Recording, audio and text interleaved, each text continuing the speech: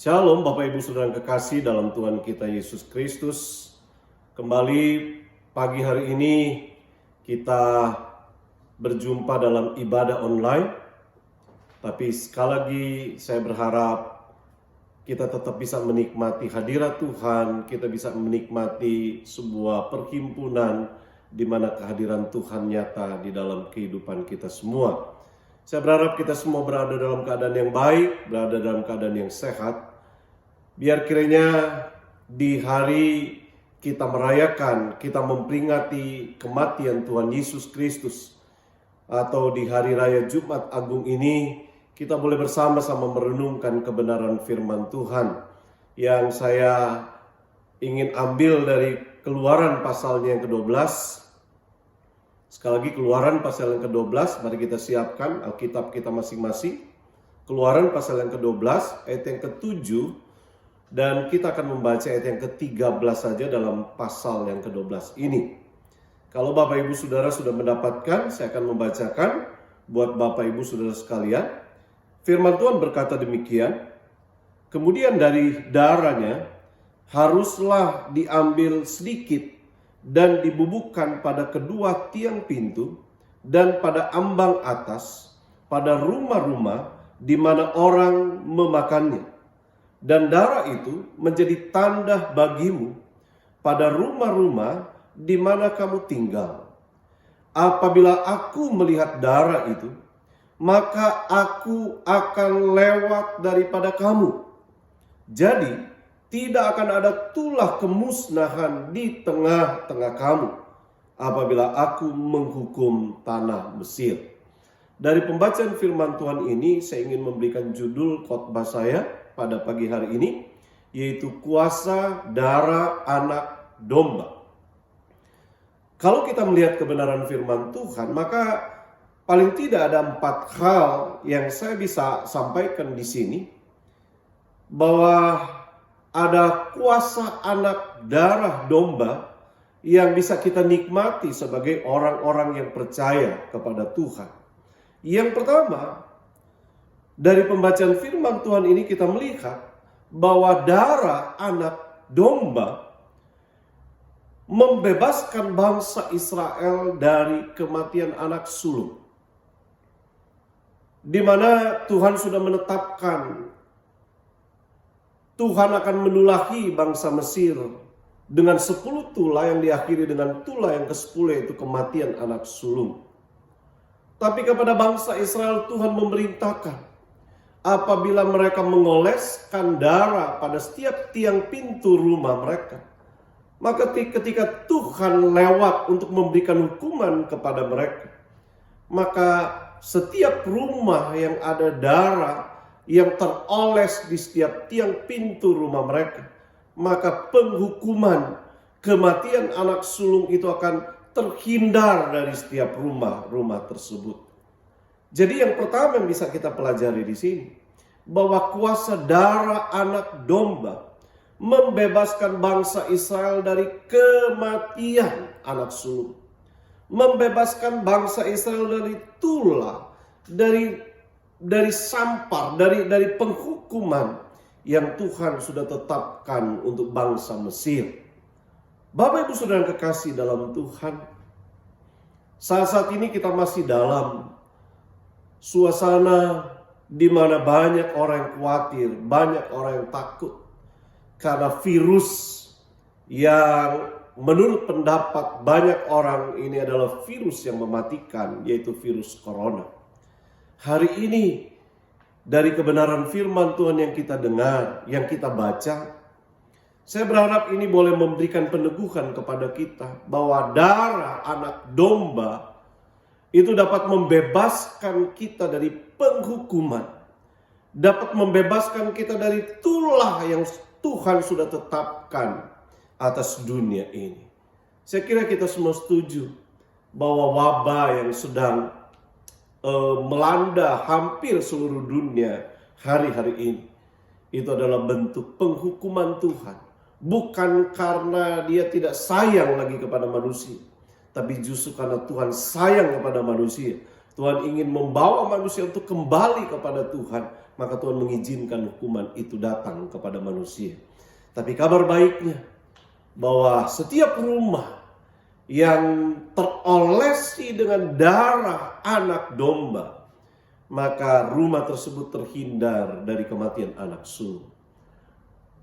Bapak Ibu saudara kekasih dalam Tuhan, ini juga bukan berarti bahwa ketika ada saudara-saudara seiman kita yang terinfeksi oleh virus ini, maka berarti mereka tidak punya darah anak domba.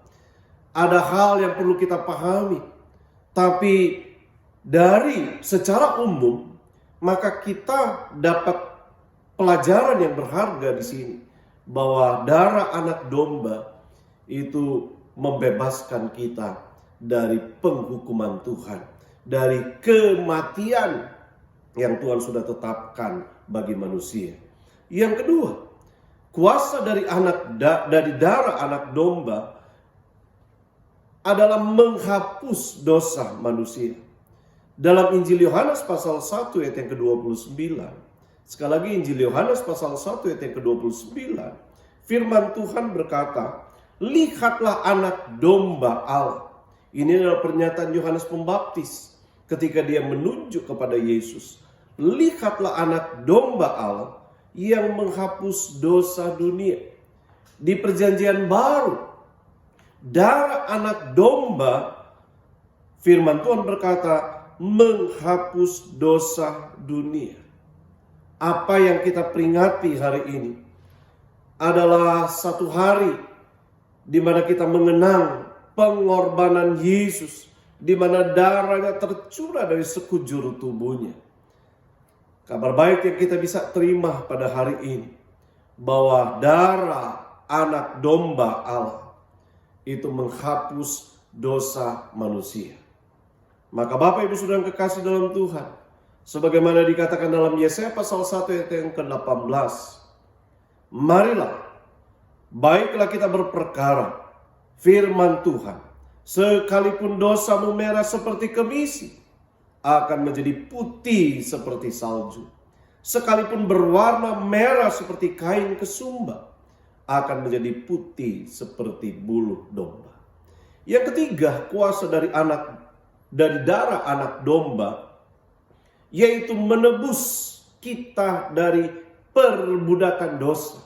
Kita tidak diperbudak lagi di Mesir, tetapi harus diakui bahwa manusia diperbudak oleh dosa ketika Adam dan Hawa jatuh ke dalam dosa.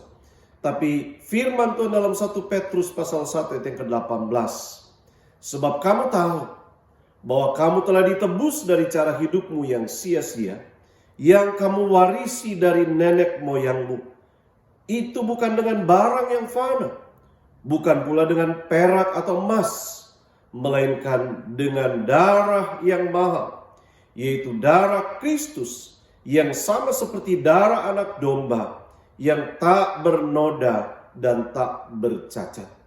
Yang ketiga, kuasa darah Yesus menebus kita dari perbudakan dosa. Dan yang keempat, kuasa darah anak domba membebaskan manusia, membebaskan kita dari hukuman maut. Maut adalah kematian kekal. Maut adalah upah dari dosa.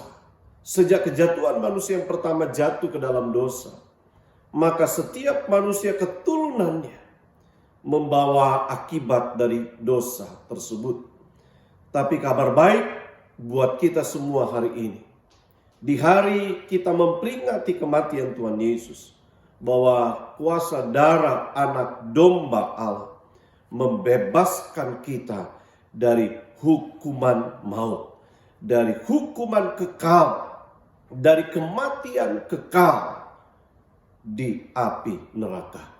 Yohanes 3 ayat yang ke-16 dikatakan, karena begitu besar kasih Allah akan dunia ini, sehingga ia telah mengaruniakan anaknya yang tunggal, supaya setiap orang yang percaya kepadanya tidak binasa, melainkan beroleh hidup yang kekal. Siapapun saudara hari ini, mari kita terima dengan iman kuasa darah anak domba tersebut. Apapun latar belakang kita, firman Tuhan berkata, darah anak domba menghapus dosa manusia. Ketika kita membuka hati kita dan mengakui segala dosa kita di hadapan Tuhan, ketika kita menerima Yesus Kristus sebagai Tuhan dan Juru Selamat dalam hidup kita, maka pada saat itu darah anak domba Allah menyucikan kita. Darah anak domba Allah membersihkan kita dari segala dosa kita. Dan oleh karya Roh Kudus kita dilahirkan kembali dan kita menerima janji Allah, yaitu kehidupan yang kekal. Nah, sebab itu Bapak Ibu Saudara yang kekasih dalam Yesus Kristus, biar di hari kita merayakan, di hari kita memperingati kematian Tuhan Yesus Kristus, biar ini boleh menjadi peneguhan buat kita semua. Bahwa siapapun kita sudah terima penebusan darah Tuhan Yesus Kristus. Alkitab mengingatkan kita, mari jangan menyia-nyiakan pengorbanan yang Yesus sudah lakukan di atas kayu salib. Karena dia sudah membuktikan kasih-Nya yang besar kepada kita semua. Bahwa dia mati untuk membebaskan kita dari hukuman kekal. Dia mati buat kita semua. Dia mengorbankan dirinya agar kita tidak mengalami kematian yang kekal. Mari beri hidup saudara kepada Tuhan.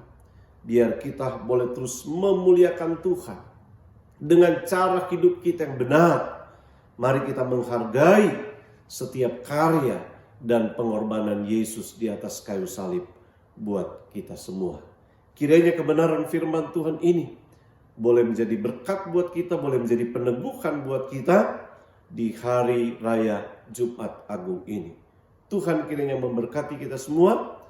Saya pribadi, keluarga, seluruh majelis jemaat, bahkan seluruh pengurus jemaat mengucapkan selamat hari raya Jumat Agung kepada kita semua.